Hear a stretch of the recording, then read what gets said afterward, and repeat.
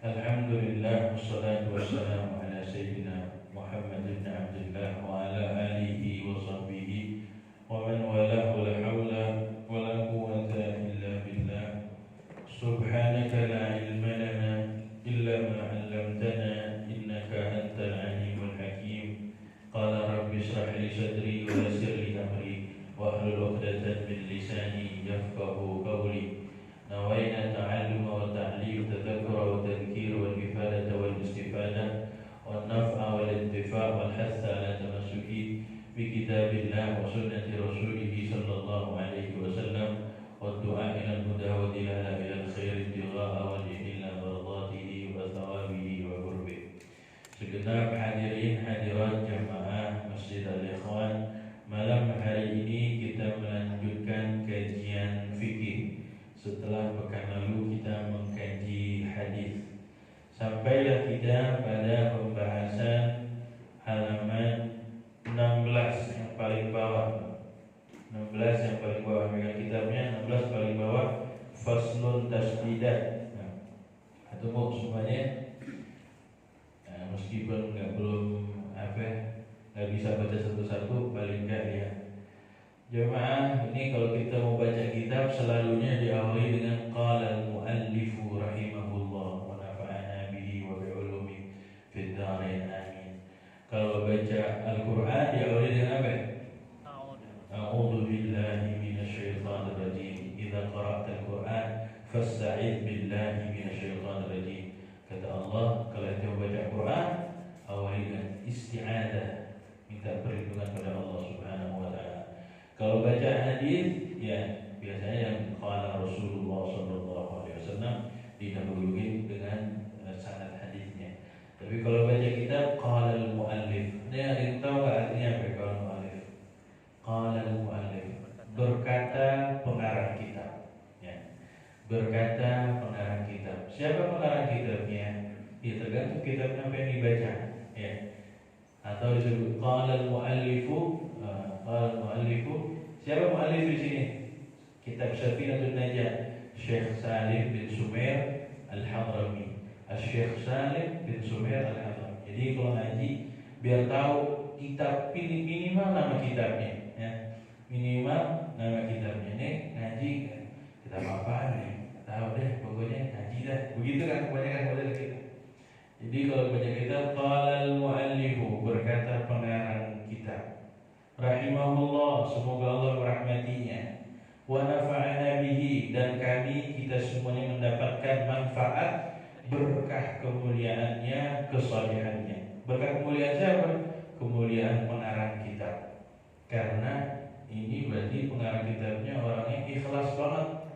Buktinya kitabnya orangnya udah meninggal sekian ratus tahun yang lalu, tapi kitabnya masih dibaca. Bahkan dibaca hampir di seluruh pesantren-pesantren di Indonesia. Nah, jadi kitab rujukan dasar. Wa nafa'ana bihi, semoga kita mendapatkan manfaat dengan kemuliaannya. Wa bi'ulumihi, dengan kemuliaan ilmu-ilmunya. Fid dharain artinya apa? Di dua rumah. Maksudnya darud dunia wa darul akhirah. Rumah di dunia dan juga rumah akhirat. Jadi mudah-mudahan dapat manfaat berkah beliau pengarang kita, berkah ilmunya beliau. Manfaat di mana? Di dunia dan juga di akhirat. Fidarain amin radhiyallahu anhu. Semoga Allah meridhoi aku dan meridhoi kalian. Meridhoi yang ngajar, meridhoi juga yang belajar. Kira-kira begitu. Jadi jangan kita ngaji terus nggak ngebaca apa sih? Tiap mau ngaji kitab kayak gitu, baca mantra apa ya? Baca mantra, biasanya orang mau bertujuan baca mantra, enggak, itu baca mendoakan muallif. Tandanya kita enggak melupakan pengarang kitab, enggak melupakan pengarang kitab. Sampailah kita pada halaman 16 baris paling bawah. Faslun tasdidat aqalli salati ala nabiyyi arba'un.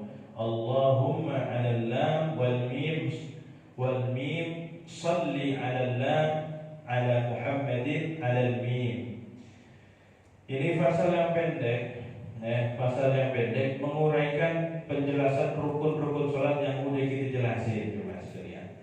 Nah, di sini fasal tentang tasdid.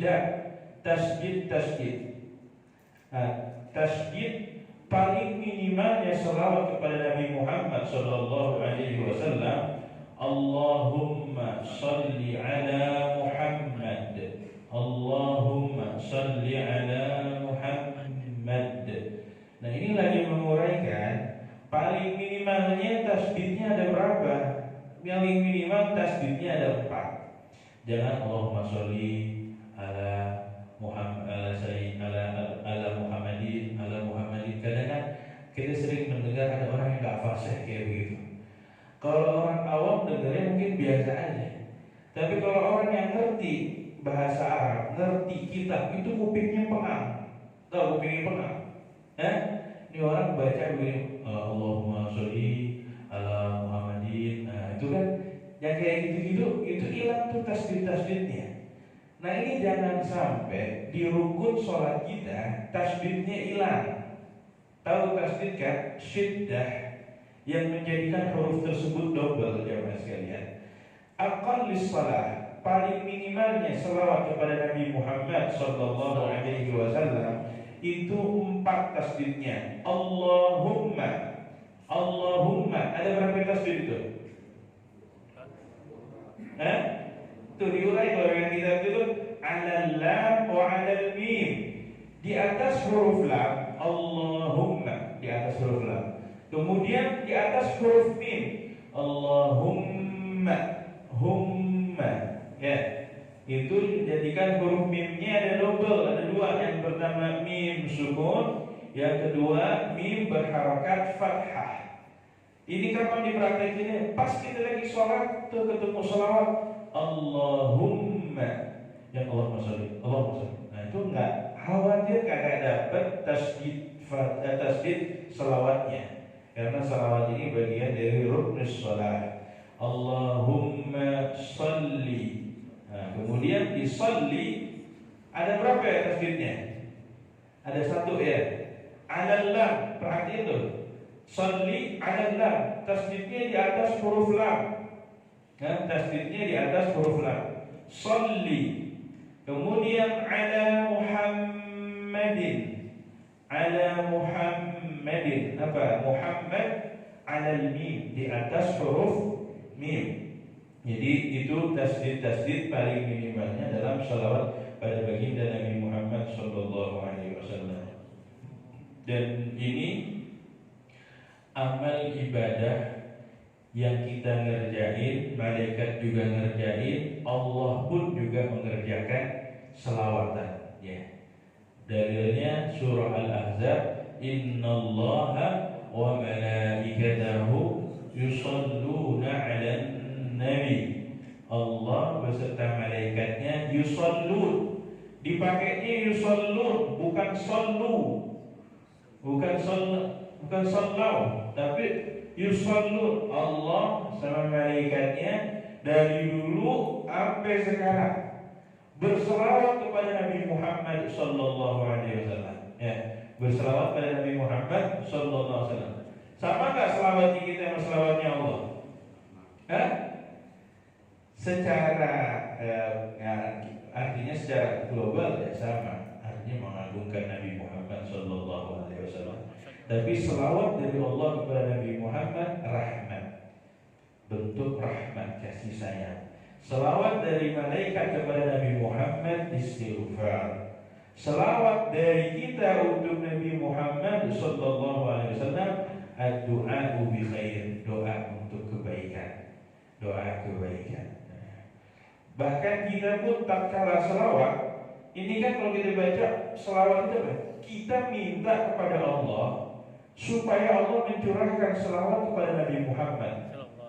Bukan langsung. Kalau misalnya langsung kayak Allahumma ghfir liwalidayya, Allahumma ghfir liwalidayya, ya Allah ampunkan. Atau langsung gimana? Jadi minta dulu sama Zat yang Maha Tinggi Allah Subhanahu wa taala agar mencurahkan salawat tersebut kepada Nabi Muhammad. Bukan salawat itu langsung kepada Nabi Muhammad, tapi tidak minta dulu sama Allah, karena Allah yang Maha tahu kedudukan Nabi Muhammad, baru dicurahkan kepada Nabi Muhammad sallallahu alaihi wasallam. Nah, ini maksud dari rukun sholat. Jadi difasihkan lagi bacaannya.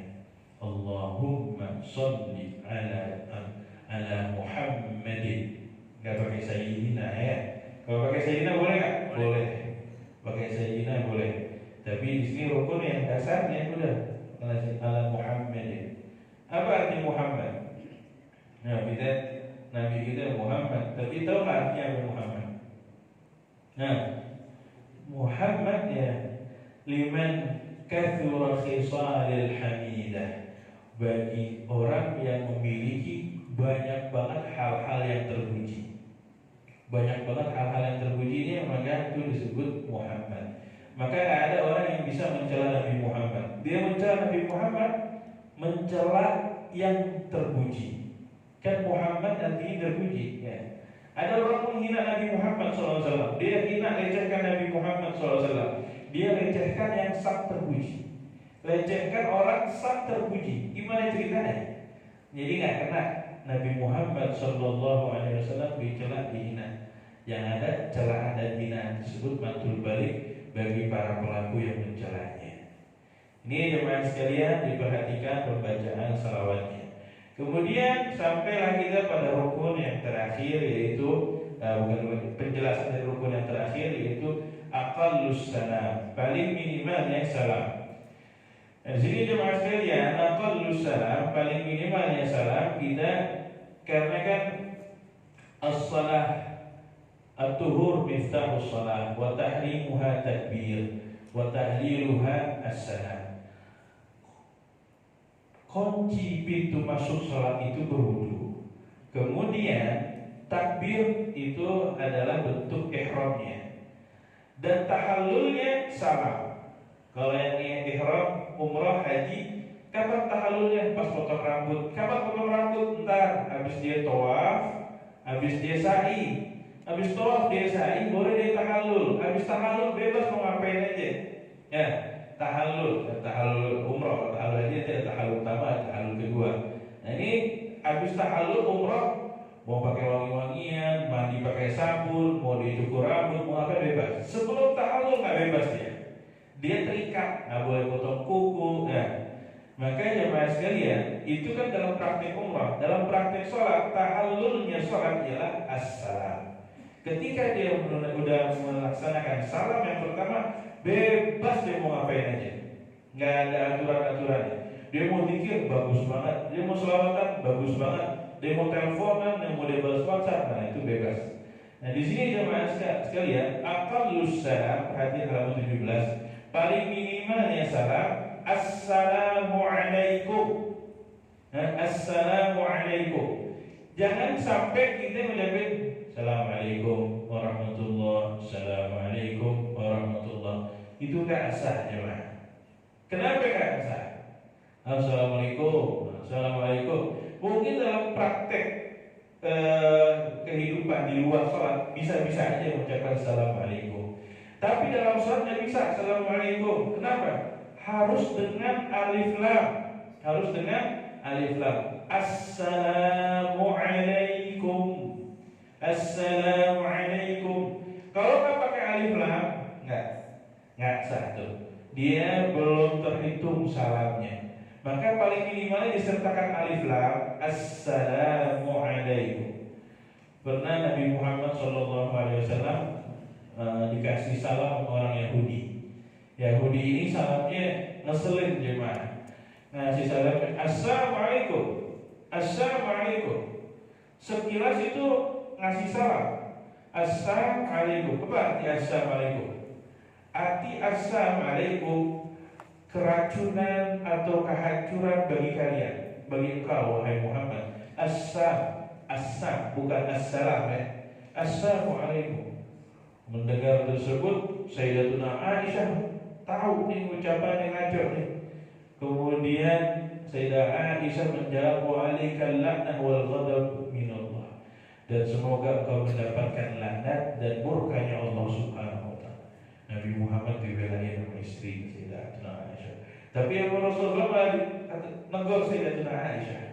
Negur Sayyidatuna Aisyah, innama inni lam ub'ats ta'anan wa la'ana. Ana belum diutus sebagai orang yang membunuh juga orang yang melaknat. Ana diutus bukan untuk itu. Kita jangan laknat Aisyah. Biarin dia kayak begitu. Nggak usah dilaknat. Itu adabnya Rasulullah Shallallahu Alaihi Wasallam. Assalamualaikum. Jadi itu ya termasuk hina, cercaan untuk Nabi Muhammad SAW dengan ucapan Assalamualaikum. Tapi Nabi Muhammad gak membalas ucapan salam tersebut, yang membalas Sayyidah Aisyah dan Sayyidah Aisyah yang diomelin. Kalau orang Yahudi kayak begitu biarin aja, karena kan dia bukan dididik sama Nabi Muhammad. Ya orang liar kayak begitu. Tapi ini kan istrinya Nabi Muhammad, umatnya Nabi Muhammad, maka diajarin oleh Rasulullah SAW. Aku gak diutus untuk melaknat, apalagi untuk membunuh. Biarin dia kayak begitu. Nah, Rasulullah praktek kehidupannya demikian. Orang Yahudi nagih utang dengan cara yang kasar, belum tempo waktunya ditagih. Umar yang marah sampai pengen bunuh, yang dimarahin Rasul siapa? Umar bin Khattab. Orang Yahudi ini bukan didikan aneh, wajar dia punya perangai buruk kayak begini. Ente ini di bawah didikan aneh, orang dekatnya aneh, nggak pantas kira-kira begitu ya. Itulah Rasulullah Sallallahu Alaihi Wasallam. Maka di sini aqallus salam kita mengucapkan Assalamualaikum warahmatullah. Ketemu huruf ini baru tengok kanan. Hatta yura bayad khaddihi, sampai kelihatan. Di sini dia ada riwayat dari Sa'ad an Sa'd radhiyallahu anhu qala kuntu ara Rasulullah sallallahu alaihi wasallam yusallim an yaminihi wa an yasarihi hatta ara bayad khaddihi. Aku pernah melihat Rasulullah SAW salam dalam sholat sampai kelihatan putihnya pipi kanan Rasulullah dan pipi kiri Rasulullah SAW. Jadi nengok sampai yang belakang itu kelihatan pipi kita, jemaah sekalian. Pipi mukanya aja ya, jangan badan-badan yang nengok. Kita udah pernah berkali-kali sampai badan-badan yang nengok. Belum selesai salam ya jemaah sekalian, inhiraf mengalihkan arah kiblat, batal sholatnya sebelum kita keluar. Assalamualaikum warahmatullahi. Kayak gini tuh, Assalam yang belakang kiblat itu bisa membatalkan sholat. Maka sampai Assalamualaikum warahmatullahi. Assalam yang yang kedua itu sunnah, yang pertama itu yang wajib. Nah disinilah selesai rukun sholat. Aqallus salam Assalamualaikum sampai huruf mim kedengaran sah sholat kita, sah sholat. Dan harus pakai alif lam, nggak bisa nggak pakai alif lam. Jadi assalamualaikum, nah itu kan ada assalamualaikum itu nggak sah. Assalamualaikum warahmatullahi wabarakatuh, harus dengan alif lam. Itu jemaah sekalian tentang berkaitan salam. Kita masuk pasal berikutnya. Ini berkaitan erat sama Isra Mi'raj Nabi Muhammad sallallahu alaihi wasallam. Faslun awqatus salati khamsun. أول وقت الظهر زوال الشمس وآخره مسير ظل الشيء مثله غير ظل الاستواء وأول وقت العصر إذا صار ظل كل شيء مثله وزاد قليلا وآخره غروب الشمس وأول وقت المغرب غروب الشمس وآخره غروب الشفق الأحمر وأول وقت العشاء غروب الشفق الأخضر وآخره طلوع الفجر الصادق وأول وقت الصبح طلوع الفجر الصادق وآخره طلوع الشمس الأسفار ثلاثة. Ini pembahasan baru lagi. Jemaah sekalian, kita akan membahas tentang waktu-waktu sholat. Sholat yang 5 waktu difardukannya. Kita sudah sering mendengar pada peristiwa Mi'rajnya Nabi Muhammad Sallallahu Alaihi Wasallam. Sebelum Mi'raj berapa kali sholat jemaah sekalian? Berapa kali? Sholat Nabi Muhammad. Karena sholat ini bukan cuma di umat Nabi Muhammad, umat-umat sebelumnya juga melaksanakan ibadah sholat. Ya, di dalam Al-Quran Allah Subhanahu Wa Taala wa awsani bis salati waz zakati ma dumtu hayya. Para nabi-nabi diceritakan mengatakan wa awsani bis salati waz zakati ma dumtu hayya. Kemudian Sayyidina Ismail wa kana ya'muru ahlahu bis salati waz zakati. Nah, disebutin sholat dan zakat, sholat dan zakat. Jadi sholat itu udah ada dari sebelum Nabi Muhammad Shallallahu Alaihi Wasallam. Sebelum Mi'raj itu sholatnya 2 kali. Sholatnya 2 kali. Ya, pagi-pagi sama sore-sore, pagi-pagi sama sore, pagi sama sore itu sholatnya Nabi Muhammad Shallallahu Alaihi Wasallam sebelum beliau Mi'raj. Sampailah peristiwa Mi'raj. Furija an saqfil baiti wa ana bi Makkah fanazala Jibril thumma akhadha bi yadi fa'araja bi ila as-sama' fa faradallahu 50 salat ala ummati faraja'tuhu wa hiya 55 la yubaddilu qawla ladayhi. Jadi sampai ketika Nabi di Makkah sebelum hijrah itu Jibril ngajak Isra dan juga Mi'raj dengan kisah yang cukup panjang. Salah satu penggalannya ialah ketika beliau Nabi Muhammad menerima fardu salat yang 50. Bayangin 50 waktu dalam sehari maksudnya. Apa jadinya 50 waktu dalam sehari? Maka Nabi Muhammad terima apa yang diperintah oleh Allah, terima 50. Turun ketemu dengan Nabi Musa. Nabi Musa nanya, "Fasal rabbaka takhfif." Minta kepada Tuhanmu keringanan. Ada pengalaman dengan Bani Israel, kata Nabi Musa. Bani Israel tambang susah. Umat ente juga modelnya sama, nggak bisa juga 50 waktu. Beban berat, nggak sanggup ngerjain 50 waktu. Tapi sama ulama mengkritisi Nabi Musa. Emang Nabi Musa punya urusan apa sama umatnya Nabi Muhammad? Bilangnya kata Syekh Ibn Hajar Al-Asqalani dalam syarah Sahih Al-Bukhari Fathul Bari, beliau mengatakan Nabi Musa gak punya urusan sama umatnya Nabi Muhammad SAW. Mau 50 waktu, mau berapa itu ya ibaratnya gak ada urusan. Tapi ini modusnya Nabi Musa. Nabi Musa punya modus gara-gara apa? Gara-gara Nabi Musa minta sama Allah supaya bisa lihat Allah tapi gak dikasih. Kan dalam Al-Quran, qala rabbi arini anzur ilaik. Ya Allah, perlihat, izinkan aku bisa memandang. Apa kata Allah SWT? Qala lan tarani, ente gak bakalan bisa lihat aku. Kata Allah, ente gak bakalan bisa lihat. Nabi Musa minta melihat, gak dikasih. Nabi Muhammad diajak untuk melihat Allah Subhanahu wa Ta'ala. Jadi mana yang lebih keren jawabannya? Ya. Yang lebih keren mana? Minta gak dikasih. Nabi Muhammad gak minta malah diundang oleh Allah Subhanahu wa Ta'ala. Maka tatkala Nabi Muhammad ketemu dengan Nabi Musa, Nabi Musa ini memandang menikmati keindahan wajahnya Nabi Muhammad SAW. Sebelum jumpa dengan Allah Subhanahu Wa Taala, wajahnya beliau itu udah indah luar biasa. Sampai-sampai itu apa? Rasulullah SAW diungkapin apa? Idza surra istanara wajhahu ka'annahu qit'atu ghabarin. Kalau Nabi Muhammad lagi girang, itu mukanya kayak bersinar seperti bulan di malam purnama. Bal atwa, bahkan lebih bersinar. Orang Arab dulu kalau dia mau liburan itu kan kalau kita ke puncak, ya, ke Bali, ngajak hijau-hijau. Orang Arab kan ngeliat burung pasir, maka dia senang melihat keluar di depan rumahnya mandangin bulan. Ternyata itu bulan bercahaya. Ternyata pas Nabi Muhammad lahir, wajahnya Nabi Muhammad lebih berkilau indah dibanding bulan. Makanya diungkapin ya gharul qamar min husni wajhi. Bulan purnama sampai iri dengan wajahnya Nabi Muhammad sallallahu alaihi wasallam. Nah, Nabi Musa dia udah lihat wajah Nabi Muhammad plus ini wajah habis melihat Allah Subhanahu wa Ta'ala.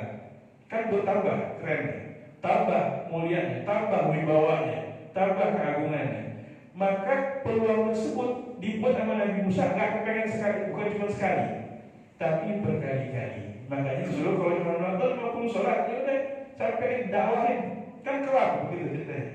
Tapi kata Nabi Musa balik lagi, minta keringanan Allah, balik lagi. Dikurangin 5 dalam riwayat 10. Ada yang bilang 55, ada yang bilang 10. Maka sampai akhirnya dikurangin, ketemu lagi dengan Nabi Musa, balik lagi. Nah, umat yang tidak sanggup, ketemu Nabi Musa, balik lagi umat yang tidak sanggup, sampai udah yang sisa 5 disuruh gitu balik lagi. Yang 5 aja umat kita nggak sanggup, Apa jawab Nabi Muhammad? Inni istahyaitu min Rabbi. Ana malu sama Tuhanku. Aku malu sama Allah Subhanahu wa taala. Kalau minta pasti dikasih sama Allah Subhanahu wa taala. Tapi Nabi Muhammad enggak. Inni istahyaitu min Rabbi. Ana malu sama Allah Subhanahu wa taala. Nah, di situ itulah yang kata Imam Ibnu Hajar Asqalani, ini modus-modusnya Nabi Musa. Dia hakikatnya enggak ada nih belas kasih sama kita nih umat Nabi Muhammad. Mau 50 sholat kayak momen, tapi dia lagi menikmati keindahan wajah Nabi Muhammad. Mudah-mudahan kita bisa melihat keindahan wajah Nabi Muhammad Sallallahu Alaihi Wasallam. Sebelum nanti kita wafat, kita diperlihatkan dulu oleh Allah Subhanahu Wa Taala wajah Nabi Muhammad SAW, baik dalam tidur ataupun dalam keadaan terjaga. Kita baca sedikit jemaah sekalian. Jadi habis pulang dari ibadah dari Mi'raj, baru difardukanlah salat. Difardukanlah salat dengan firman Allah Subhanahu wa taala, "Fa subhanallahi hina tumsun wa hina tusbihun wa lahul hamdu fis samawati wal ardi wa 'ashiyyan hina tuzhirun." Maha suci Allah. Nah, ini hina tumsun yang disembah saat tumsun. Tumsun ini waktu malam maghrib dan juga isya. Walahul hamdu fis samawati wal ard, dan hanya milik Allah Subhanahu wa taala puji-pujian yang di langit dan di bumi. Wa 'ashiyyan hina wa 'ashiyyan wa hina tuzhirun, di waktu asyi ini asyiyah ini waktu sore, yaitu salat asar. Wa hina tuzhirun, dan juga waktu zuhur, Wa subhanallah hina tumsun wa hina tusbihun waktu subuh. Masuk kita ke fikihnya jemaah sekalian, 5 waktu. Awal waktu zuhur, yang diawali waktu zuhur, karena disebutkan sholat yang pertama dikerjakan baginda Nabi Muhammad sholat zuhur. Nah, disebutkan sholat yang pertama dikerjakan baginda Nabi Muhammad sholat zuhur. Kapan? Zawalus syams, ketika matahari tergelincir. Ini mungkin bilangnya apaan sih, sekarang udah ada jam, udah ada banyak alarm, bahkan suara azan bersaut-sautan ya. Anugerah nih, mesti dekat kita di mana aja suara azan kedengeran. Nanti kita nggak tahu di akhir zaman, kita nggak tahu. Karena emang salah satu tanda akhir zaman ya i'radul akabir dan adzan. Para orang-orang besar menolak untuk memperdengarkan suara adzan. Itu ciri-ciri akhir zaman. I'radul akabir dan adzan. Pembesar itu dia menolak dengan adzan. Ya, kita kalau melihat tanda-tanda kiamat itu seolah-olah udah masing-masing aktornya udah pada berlaga semuanya. Udah ini memainkan peran masing-masing. Ini maunya aktor juga nih kayak gini. I'radul akabir dan adzan. Para pembesar menolak dengan suara. Ibaratnya sekarang kan udah berjalan normal. Adzannya kayak begini udah nggak usah diotak-atik lagi. Ya, cuman ala kulli hal itulah keadaan di akhir zaman. I'radul akabir dan adzan. Nah, di sini zawalus syams, tergelincirnya matahari, tiba waktu zuhur. Kita nggak tahu, kalau mungkin keadaannya cepat sekarang berubah. Ukraina yang tadi berkhair aja, baik-baik aja, siapa yang sangka tahu-tahu jadi negara konflik, listrik padam. Kita pernah tinggal di Yaman, negeri yang di dunia distigmakan negeri konflik. Di Hadramaut, kita tinggal di Hadramaut, jauh dari konflik. Konfliknya itu di ibu kota, mungkin di Surabaya lah ibaratnya. Tapi kita kena imbasnya. Imbasnya apa? Listrik setiap hari lebih sering mati lampunya daripada hidup lampunya. Paling enggak mati lampu bisa sampai 20 jam loh. Sampai 20 jam. Sampai ada waktu 3 hari listrik mati gimana? Listrik 3 hari mati. Sinyal nggak ada. Nah, itu kan gimana? Maka di Darul Mustafa Sayyidina Habib Umar itu sedia genset. Punya genset kekuatan wattnya gede banget. Solarnya nggak ada jemaahnya. Solarnya nggak. Ini karena konflik. Di Hadramaut itu kan aman, nggak gimana. Cuma karena solarnya nggak ada. Maka solarnya datangnya langsung dari Oman, karena guru mulia kita Habib Umar juga orang yang terpandang di negeri Oman. Didatangin langsung dari Oman. Soalnya jadi Darul Mustafa mau mati lampu kayak gimana, Darul Mustafa selalu terang. Paling selisih 2 menit 3 menit nyala genset, 2 menit 3 menit nyala genset.